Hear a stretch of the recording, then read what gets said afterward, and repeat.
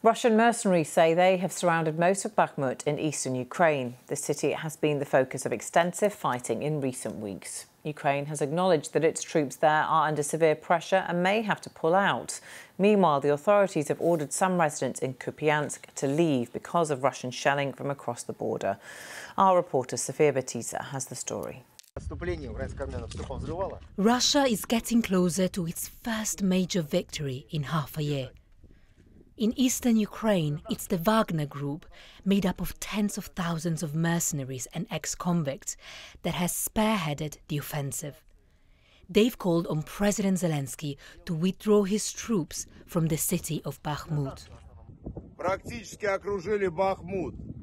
We have practically surrounded Bakhmut. Only one route out of the city remains. If earlier we were fighting against the professional army, now we are increasingly seeing old people and children.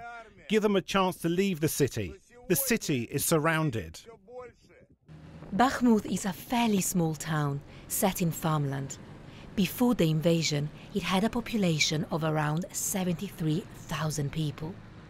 But Moscow sees it as a stepping stone to seize bigger cities like Kramatorsk and Sloviansk further west. And President Zelensky has admitted that the situation in Bakhmut is becoming more and more difficult. In another blow for Ukraine, Kyiv has ordered the immediate partial evacuation of the town of Kupiansk in the northeast. Families with children, people with disabilities and those with mobility problems must leave because of constant shelling by Russian forces. The city was liberated from Russian occupation last September, but Russia is trying to take it back. But there is some good news for Kyiv. The US just announced another military aid package for Ukraine, worth $400 million.